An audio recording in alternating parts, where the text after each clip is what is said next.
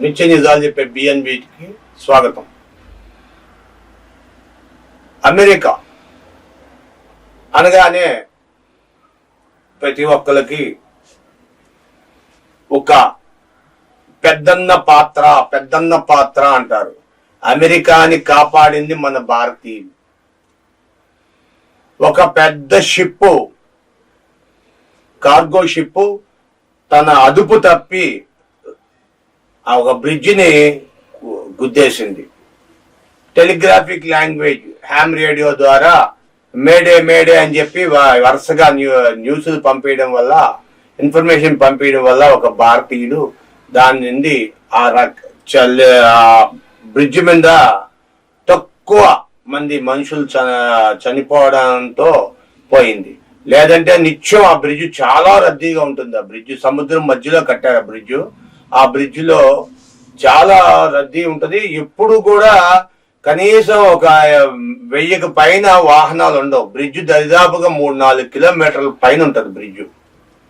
ఆ బ్రిడ్జిని మన వాళ్ళు ఇన్ఫర్మేషన్ ఇవ్వడంతో ఎమ్మటే రెస్క్యూ టీం ఎమ్మటే స్పందించి ఆపేసింది. అటు పక్క యాక్చువల్ గా ఆ బ్రిడ్జ్ ఇలా ఓపెన్ అవుతుంది.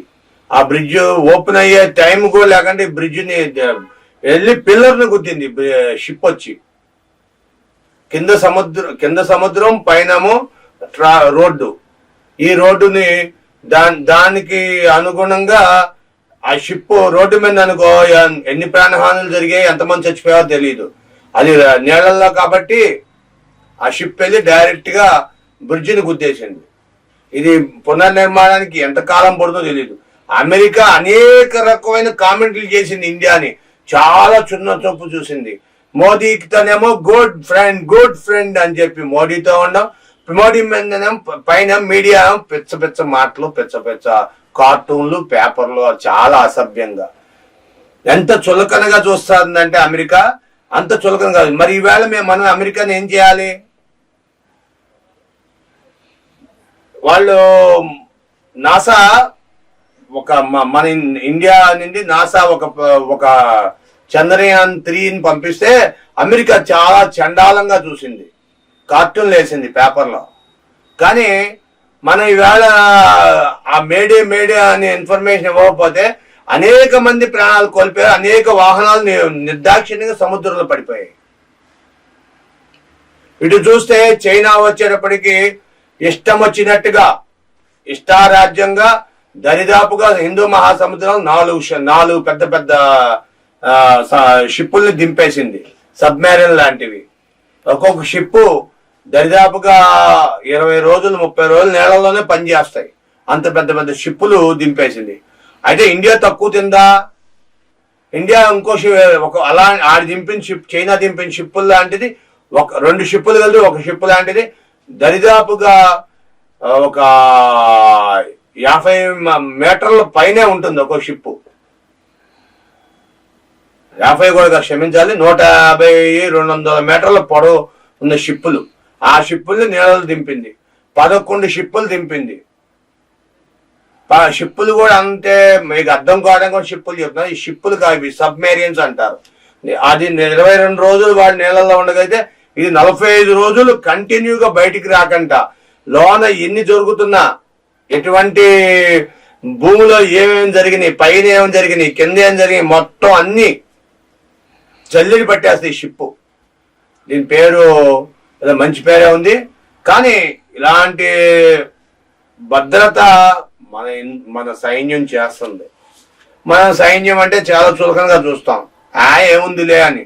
కానీ సైన్యం తమ గుండెల్లో, మన గుండెల్లో వాళ్ళని పెట్టుకోవాలి మనసులో ఎప్పుడు. ఎందుకంటే భారత సైన్యం చేసే కృషి వల్లనే ఈవేళ మనం ఇక్కడ కాపలా ఉంటున్నాం. పోలీసులు చేసే పిచ్చి పనులకి మనం ఇబ్బందులు పడుతున్నాం. అదే భారత సైన్యం చేసే పిచ్చి పనులు కానీ ఏమైనా చేస్తే రక్షణ సమయంలో ఊళ్ళోకి వచ్చి ఏమైనా చేస్తారు సైన్యం.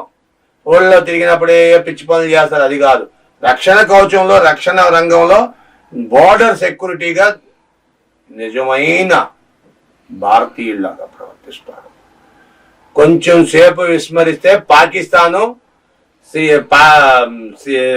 చైనావి కొన్ని షిప్పులు నాశనం చేసేసి ఆక్రమిత కాశ్మీర్ పాకిస్తాన్ లో నుండి బయటకు వచ్చిన తుర్కిస్తాన్ వాళ్ళు మామూలుగా చేయలా 8 మంది కలిపి పాకిస్తాన్ లో ఆ పోర్టుని మొత్తం వాళ్ళ చేతిలో తీసుకొని మొత్తం చైనా ప్రాంతం పోర్టుని పాకిస్తాన్ లో ఉన్న పోర్టుని మొత్తం ధ్వంసం చేసి పారేస్తారు అత్యాధునిక గన్స్తో.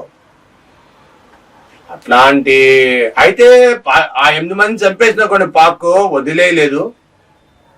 కానీ చైనా వాళ్ళు కానీ పాకిస్తాన్ వాళ్ళు కానీ వాళ్ళు వచ్చి లోనకు వస్తున్నారు కానీ తుర్కిస్తాన్ వాళ్ళు ఈయన కనీసం గమనించలేదంటే మరి చూడండి మన సైన్యం ఎంత అలర్ట్ గా ఉన్నారో, ఆ సైన్యం ఎంత అజాగ్రత్తగా ఉన్నారో.